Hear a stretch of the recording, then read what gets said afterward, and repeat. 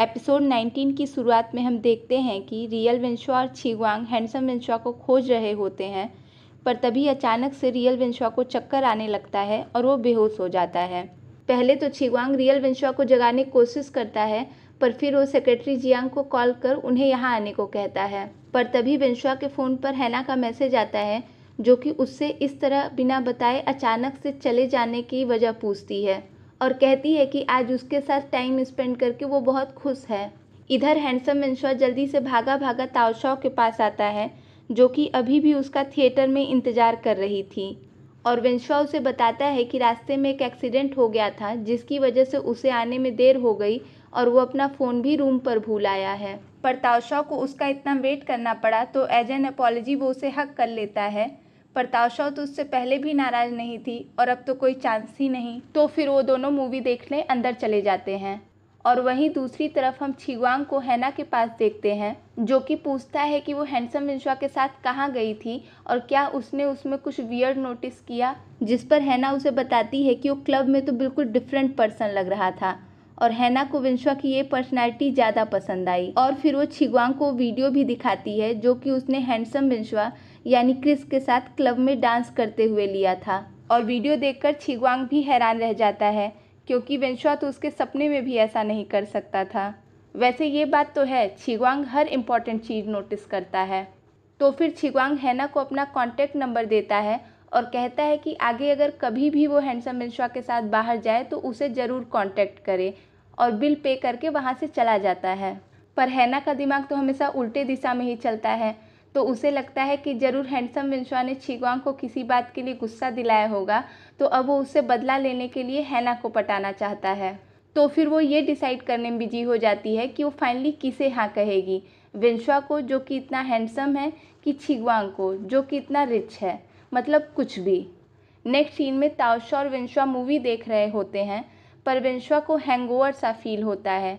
वो ये बात समझ नहीं पाता कि उसे जब भी ऐसा फील होता है तो उसे कुछ याद क्यों नहीं रहता, क्योंकि ऐसा पहली बार तो हुआ नहीं है। पर इस बार वो काफ़ी गिल्टी फील करता है, क्योंकि उसकी वजह से ताओशाओ को इतना वेट करना पड़ा। पर फिर आसपास का माहौल लवी डवी वाला हो जाता है, जिससे वो लोग भी एक दूसरे के लिए अट्रैक्टेड फील करते हैं और एक अच्छा टाइम स्पेंड करते हैं। पर इधर बेचारा छिग्वांग परेशान होकर विंशुआ को खोज रहा था, और वो बीच बीच में सेक्रेटरी जियांग को कॉल कर विंशुआ के वापस आने और रियल विंशुआ के होश में आने की अपडेट भी लेता है। पर तभी ताओशाओ और विंशुआ मूवी देखकर थिएटर से बाहर आते हैं, पर छिग्वांग तो काफ़ी गुस्से में था, तो विंशुआ को कहता है कि अगर तुम यहाँ आ गए थे तो क्या तुम मुझे इन्फॉर्म नहीं कर सकते थे। तो फिर ताओशाओ छिग्वांग को शांत करने की कोशिश करती है, पर छिग्वांग ताओशाओ पर भी गुस्सा होता है, क्योंकि उसने उसे भी कई बार कॉल किया था, जो कि उसने पिक नहीं किया।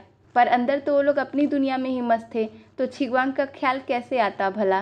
तो फिर विंशुआ छिग्वांग से सॉरी कहता है और उसका गुस्सा शांत करने के लिए वो उसे इवनिंग स्नैक्स के लिए रेस्टोरेंट चलने को कहता है। पर छिग्वांग उसे ऐसे ही माफ़ कर देता है, और क्योंकि वो रियल विंशुआ को सेक्रेटरी जियांग के भरोसे छोड़ कर आया था, तो वो विंशुआ को इशारे में समझाने की कोशिश करता है कि उन दोनों को घर चलना चाहिए। पर विंशुआ तो अपने डेट में इतना मगन हो गया था कि वो इस बारे में भूल ही गया था। पर फिर उसे याद आ जाता है, तो वो ताओशाओ को किसी ज़रूरी काम से जाने का बहाना देता है। पर ताओशाओ उससे पूछती है कि इतनी रात में तुम्हें कौन सा ज़रूरी काम है। तो अब विंशुआ ने दूसरा झूठ तो सोचा नहीं था, तो वो छिग्वांग की तरफ देखता है, पर छिग्वांग इज लाइक कि तुम ही संभालो। तो विंशुआ थोड़ा सोच कर ताओशाओ से बताता है कि उसके कुछ पुराने दोस्त आए थे, उन्हीं से मिलने उसे जाना था। तो फिर वो दोनों वहाँ से चले जाते हैं। नेक्स्ट सीन में ताओशी टीवी देख रही होती है, तभी ताओशाओ भी घर वापस आ जाती है। तो ताओशी उससे हुबीन के बारे में पूछती है, क्योंकि वो उसी की परफॉर्मेंस टीवी पर देख रही थी, और क्योंकि हुबीन ताओशाओ का क्लासमेट है, तो वो उससे उसे मिलाने को कहती है। पर ताओशाओ को हुबीन से कितनी चिढ़ है ये तो हम पहले ही देख चुके हैं। पर ताओशी को हुबीन बहुत पसंद था, और इससे पहले कि वो कोई बड़ा स्टार बन जाए और उससे मिलना मुश्किल हो जाए, ताओशी उससे मिलकर उसे अपने वीचैट पर ऐड करना चाहती थी। वैसे जिन्हें वीचैट नहीं पता, उनके लिए बता दूं कि ये एक तरह से चाइना का व्हाट्सएप है। पर ताओशा उससे कहती है कि अगर तुम हुबीन से सामने मिलोगी तो तुम्हारे उसके बारे में सारे ख्याल चकनाचूर हो जाएंगे। पर ताओशी को तो इस बात से कोई फ़र्क नहीं पड़ता। फिर हम छिग्वांग को विंशुआ के रूम पर देखते हैं, जहाँ विंशुआ सो रहा था और वहीं पास में बैठा छिग्वांग अभी भी हैना की कही बातों के बारे में सोच रहा था, क्योंकि ये बात उसे काफ़ी अजीब लग रही थी। फिर नेक्स्ट सीन में हम हुबीन के असिस्टेंट को थप्पड़ खाते हुए देखते हैं, और जो थप्पड़ मारता है वो हुबीन का बॉस होता है।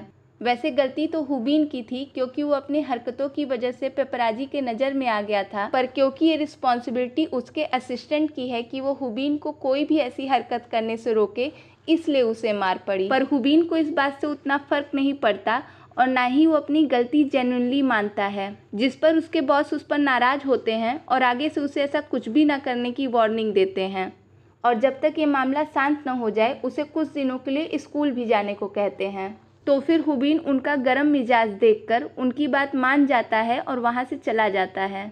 फिर नेक्स्ट डे हम हुबीन के बॉस को स्कूल प्रिंसिपल के सामने देखते हैं, जो कि उन्हें स्टार फोर्स की आने वाली एल्बम की ग्रोथ के बारे में बता रहे थे, क्योंकि प्रिंसिपल भी उसकी इन्वेस्टर हैं, और वो प्रिंसिपल से हुबीन को स्कूल में कुछ दिनों के लिए वापस लेने को कहते हैं, जिसके लिए प्रिंसिपल तैयार हो जाती हैं। तो फिर बॉस स्कूल से जाने लगते हैं, पर तभी उनकी नज़र सामने से आ रहे हैंडसम मिंशा पर पड़ती है, जो कि उसकी पर्सनालिटी से काफ़ी इम्प्रेस होते हैं और उसे अपना बिजनेस कार्ड देते हुए उनको कॉल करने का कह वहाँ से चले जाते हैं। विंशा को ये अपॉर्चुनिटी मिलते देख हैना के साथ साथ बाकी लोग भी इम्प्रेस होते हैं, क्योंकि ये रेयर और बेहतरीन मौका था। पर विंशा में तो ना ही आइडल बनने की एबिलिटी थी और ना ही उसे कोई इंटरेस्ट था। तो फिर हम हुबीन को देखते हैं, जो कि स्कूल आया था और स्कूल की सारी लड़कियां उसके पीछे पागलों की तरह पड़ी थी, और फिर क्लास में भी सब लड़कियां हुबीन की आवभगत जारी रखती हैं, जिससे हुबीन को भी स्टाइल मारने का अच्छा मौका मिल जाता है।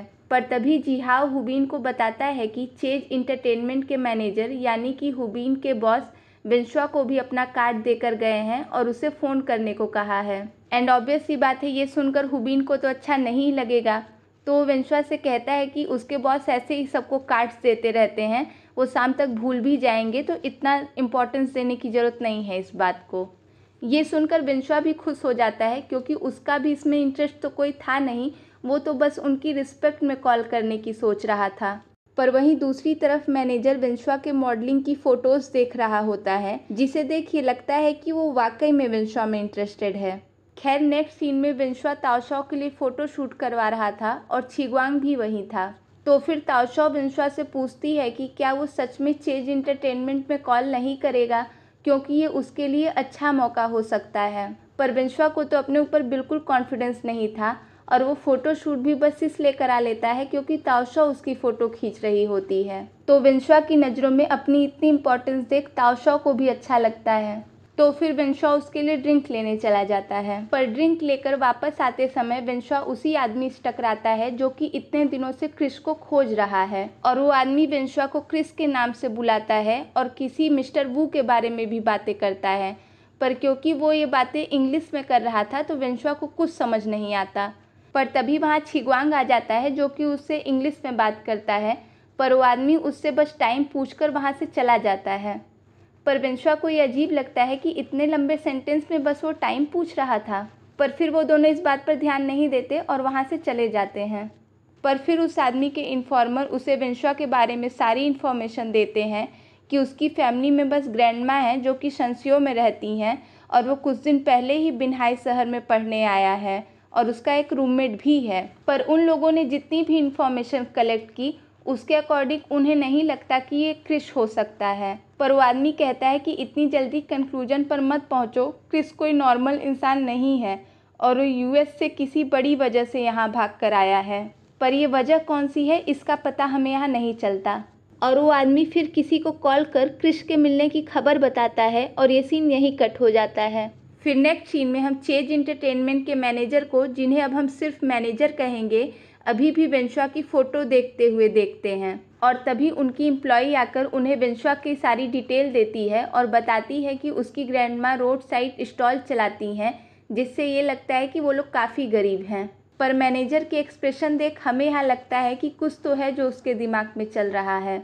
तो फिर हम रियल विंशा को स्टोर में देखते हैं, जो कि अपनी पड़ोसी आंटी हुआंग से बात कर रहा था, जो कि उसे ग्रैंडमा के बारे में कुछ बताती हैं, जिसे सुन विंशा काफ़ी परेशान हो जाता है। पर वो कौन सी बात है इसका हमें पता नहीं चलता। तो फिर वेंशुआ छिगवांग को कॉल कर कुछ देर के लिए उसकी कार बोरो करने को कहता है और फिर अगले ही पल हम छिगवांग की कार देखते हैं जिसमें बैठ वेंशुआ अपने होम टाउन आता है और छिगवांग भी उसके साथ था। तो फिर दोनों जल्दी से ग्रैंडमा के स्टॉल लगने की जगह पर जाते हैं, पर वहाँ ना ग्रैंडमा होती हैं और ना ही उनका स्टॉल। और यहाँ हमें पता चलता है कि किसी ने ग्रैंडमा की स्टॉल की पुअर मैनेजमेंट के लिए रिपोर्ट कर दी, जिसकी वजह से अब ग्रैंडमा स्टॉल नहीं लगा सकती। ये सुन छिगवांग को भी उनकी चिंता होती है, पर वेंशुआ खुद को ब्लेम करते हुए बताता है कि ग्रैंडमा बहुत टाइम से स्टोर रेंट पर लेकर एक प्रॉपर बिजनेस शुरू करना चाहती थी, पर उन्होंने जितने भी पैसे बचाए थे वो सब उसके पीछे खर्च हो गए। तो फिर वो ग्रैंडमा को खोजने के लिए घर आता है, पर उसे ग्रैंडमा वहाँ भी नहीं मिलती। और फिर हम ग्रैंडमा को रद्दी वाले के पास देखते हैं, जो कि उसे अपनी दिन भर इकट्ठा की गई रद्दी बेच रही होती हैं। पर वहीं थोड़ी दूर पर खड़े होकर छिगवांग और वेंशुआ भी ये सब देख रहे थे, पर उन रद्दियों को बेचकर ग्रैंडमा को बहुत ही कम पैसे मिलते हैं, जिससे उन्हें ये टेंशन होती है कि इतने कम पैसों में वो सारे खर्च कैसे चलाएंगी। पर ग्रैंडमा को उसके लिए इतनी मेहनत करते देख वेंशुआ काफ़ी इमोशनल हो जाता है और ग्रैंडमा को कॉल करता है, पर उसका गला इतना भराया था कि वो बिना कुछ कहे ही कॉल कट कर देता है। पर इससे ग्रैंडमा परेशान हो जाती हैं और उसे कॉल बैक करती हैं, पर वेंशुआ किसी तरह अपने इमोशन कंट्रोल करते हुए कॉल पिक कर लेता है और ग्रैंडमा से स्टॉल की रिपोर्ट के बारे में पूछता है। पर ग्रैंडमा तो उसे ऐसे दिखाती हैं जैसे कि ये कोई बड़ी बात नहीं है और कहती हैं कि मैं इसी बहाने कुछ दिन आराम कर लूँगी। पर वेंशुआ तो ये देख ही रहा था कि ग्रैंडमा कितना आराम कर रही हैं, तो उन्हें रिटायर हो जाने को कहता है क्योंकि अब वो खुद कमाने लायक हो गया है। पर ग्रैंडमा उसे इन सब बातों की चिंता छोड़ बस अपनी पढ़ाई पर फोकस करने को कहती हैं और फिर सोने जाने का बहाना करके फ़ोन कट कर देती हैं। ग्रैंडमा वेंशुआ से झूठ तो बोल देती हैं, पर इतने कम पैसों से उन्हें भी नहीं समझ आता कि वो कैसे सब मैनेज करेंगी।